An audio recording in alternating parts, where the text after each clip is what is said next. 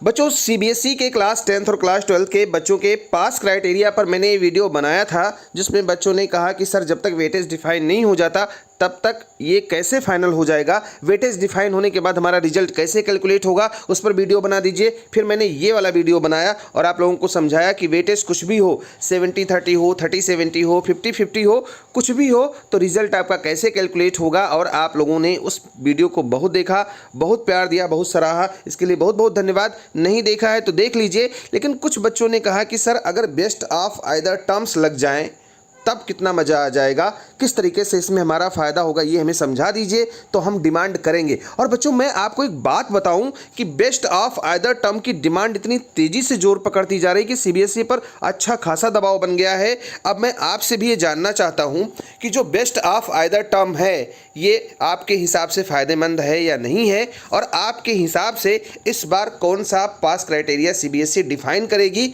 आपके टीचर्स क्या कहते हैं, आपको खुद क्या लगता है।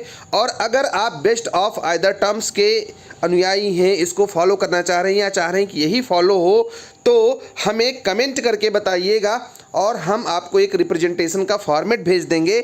उस रिप्रेजेंटेशन के फॉर्मेट को बस अपना नाम लिखना है और थोड़ी बहुत डिटेल डाल करके सीधे सीधे सीबीएसई को फॉरवर्ड कर देना है उसकी ईमेल आईडी पर और ट्वीट कर देना है। उसके बाद जो दबाव बनेगा ना उसके हिसाब से तो ये लागू होने से कोई नहीं रोक पाएगा। इसी वीडियो में मैं आपको ये भी समझाने वाला हूँ कि क्लास 10th और क्लास 12th का रिजल्ट कब तक आएगा, तो सब कुछ आपको एक वीडियो में मिलने वाला है। वीडियो पूरा देखिएगा।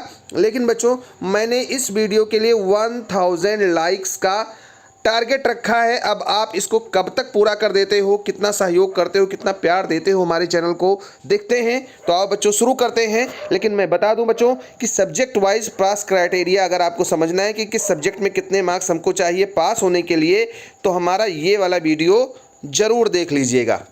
अब आओ बच्चों शुरू करते हैं। बहुत से लोगों ने स्टार्टिंग में कही कि भाई टर्म 1 के एग्ज़ाम में पेपर इजी आया, कुछ लोगों ने कहा चीटिंग हुआ, ये हुआ वो हुआ, इसलिए उसका वेटेज घटाया जाए, 30-70 किया जाए। मैंने आपको वीडियो बना करके बताया कि भाई अगर 30-70 कर दिया जाएगा तो रिजल्ट कैसे प्रिपेयर होगा, और उस हिसाब से हो सकता है कि किसी एग्ज़ाम में आपके किसी सब्जेक्ट में टर्म 1 में ज़्यादा नंबर आए हों और किसी सब्जेक्ट में टर्म 1 में कम आए हों, टर्म 2 में ज़्यादा आए हों। जैसे मैं यहाँ एक कंडीशन आपको दिखा रहा हूँ, आप देख लीजिए। मैंने एक बच्चे के लिए ऐसे डमी मार्कशीट बनाया हुआ है क्लास 10th के लिए कि क्लास 10th का कोई बच्चा है जिसको साइंस में टर्म 1 में ओरिजिनली 30 मार्क्स मिले हैं और मैथमेटिक्स में 15 मार्क्स मिले हैं। जब टर्म 2 का एग्ज़ाम हुआ तो इसको 20 मार्क्स मिले साइंस में और 30 मार्क्स हो गए इसके मैथमेटिक्स में। मतलब जम के तैयारी की तो मैथमेटिक्स में इसके नंबर बढ़ गए, बाकी साइंस में घट गए। अब ये कंडीशन हो सकती है कि किसी में आपके टर्म 1 में ज़्यादा नंबर हो, किसी में टर्म 2 में ज़्यादा नंबर हो। तो अगर एक क्राइटेरिया फॉलो हुआ तब तो आपका नुकसान हो जाएगा, क्योंकि जब जैसे यहाँ पर मैं आपको बताऊँ कि जब टर्म 1 का वेटेज घटेगा तो जिसमें आप ज़्यादा नंबर पाए हो ना उसमें नंबर कम हो जाएगा, ज़्यादा नंबर कम हो जाएगा और आपका बहुत ज़्यादा नुकसान हो जाएगा बच्चों। ऐसे ही अगर इसका उल्टा हो जाए, 70-30 हो जाए तो क्या होगा? तब होगा ये कि जिसमें आप टर्म 2 में कम नंबर पाए होंगे उसमें फ़ायदा हो जाएगा, क्योंकि 30% इधर आ जाएगा। तो जिसमें वेटेज रिड्यूस होगा, अगर आपके उस टर्म में नंबर कम आए हैं तो आप फ़ायदे में हो, नहीं तो नुकसान में हो। यहाँ पर आओ मैं फिर से दिखा देता हूँ और फिर समझाऊँगा कि बेस्ट ऑफ आइदर टर्म का फ़ायदा क्या है। देखो मान लेते हैं कि 30-70 का रेशियो फॉलो हुआ और यही वेटेज लग गया, जैसा कि बहुत से बच्चे कह रहे हैं। अगर ये वेटेज लगता है तो क्या होगा? अगर बच्चों आपको ओरिजिनली टर्म 1 में 30 मार्क्स मिले हैं 40 में से किसी सब्जेक्ट में, तो ये 30 मार्क्स कन्वर्ट हो जाएंगे 18 में, क्योंकि एक नंबर कन्वर्ट हो जाएगा 0.6 मार्क्स में 30 वाले वेटेज पे। अब आप एक चीज़ यहाँ पर देखो, 30 वाला कन्वर्ट हो गया 18 में, और जब टर्म 2 का एग्ज़ाम हुआ तो टर्म 2 में इस बच्चे को मिला 20, लेकिन चूंकि 70 का वेटेज था, वेटेज बढ़ गया था इसका, इसलिए 20 कन्वर्ट हुआ 28 में। अब ओरिजिनल मार्क्स बच्चे के क्या बन रहे थे? ओरिजिनल 30 पाया था टर्म 1 में, 20 पाया इसमें, यानी ओरिजिनल मार्क्स बने 50, लेकिन जोड़ करके मॉडिफाइड मार्क्स जो थे 18 और 28 ये तो बन रहे 46। कहने का मतलब है कि 4 नंबर तो ओरिजिनल से ही कम पाया। दूसरा, अगर ये बेस्ट ऑफ आइदर टर्म का वेटेज कैलकुलेट होता तब क्या फ़ायदा होता, ये मैं आगे समझाऊंगा आपको। देखो मैथमेटिक्स में क्या हुआ, टर्म 1 में इसे नंबर कम मिले तो 15 नंबर चेंज हो गया 9 नंबर में, और टर्म 2 में इसे नंबर ज़्यादा मिले तो 30 नंबर चेंज हो गया 42 नंबर में, क्योंकि यहाँ पे वेटेज ज़्यादा था। अब देखो इसने ओरिजिनली कितने मार्क्स ऑब्टेन किए, ओरिजिनली 15 और 30 मतलब 45 मार्क्स इसके थे, लेकिन वेटेज चूंकि टर्म 2 में ज़्यादा था और टर्म 2 में इसके मार्क्स अच्छे आए, इसलिए बढ़ करके हो गया 51। तो अब देखो एक सब्जेक्ट में इसका नुकसान हो रहा है, दूसरे सब्जेक्ट में फ़ायदा हो रहा है। अब अगर बेस्ट ऑफ आइदर टर्म लग जाए तो क्या होगा, आओ दिखाते हैं। अगर बेस्ट ऑफ आइदर टर्म लग जाए तो फर्स्ट टर्म में इस बच्चे को मिला है, मैं थोड़ा सा ऐसे करूंगा कि ताकि आप दोनों को कंपेयर कर लें। देखो साइंस में इसे 30 नंबर मिले थे, अब ये 30 नंबर चेंज हो जाते 42 में टर्म 1 में। टर्म 2 में मिले थे 20 मार्क्स और ये घट करके रह जाते 12 नंबर, तो 42 और 12 मिल करके हो जाते 54 मार्क्स। मतलब पहली कंडीशन में इसके 46 मार्क्स आए, लेकिन जब बेस्ट ऑफ आइदर टर्म लगता कि जिसमें नंबर ज़्यादा उसका वेटेज ज़्यादा।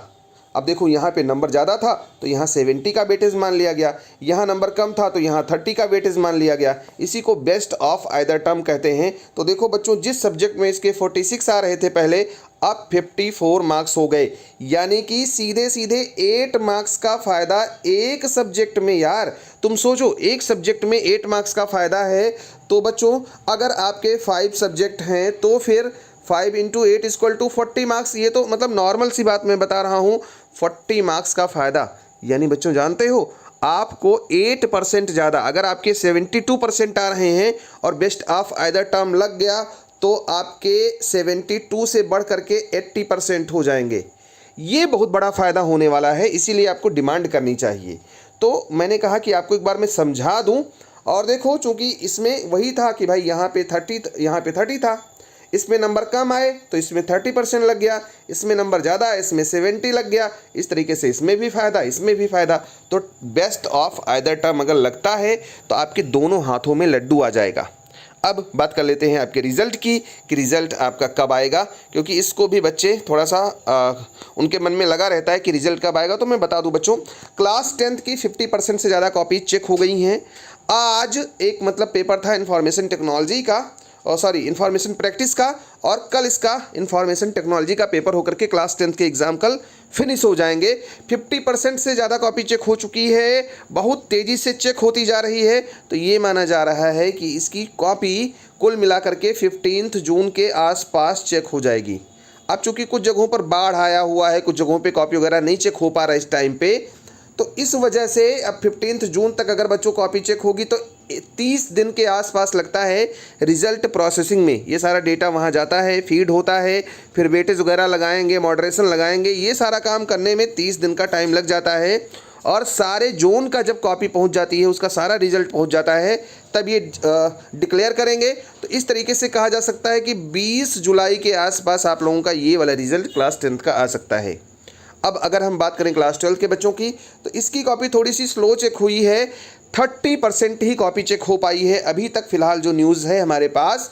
उसके अलावा जो इसका लास्ट पेपर है बच्चों 15 जून को है साइकोलॉजी, उसके पहले संस्कृत का पेपर है, तो साइकोलॉजी होगा। अब देखो कोई भी एग्ज़ाम जब होता है ना, उसके 10 दिन बाद 10 दिन लग जाता है उसकी कॉपी को भेजने में एग्ज़ाम सेंटर पे, और लेटर भेजते हैं इवैल्यूएटर के पास में, उनको बुलाते हैं, डेमो वगैरह कराते हैं, तो 10 दिन लग जाता है कॉपी चेकिंग शुरू होने में।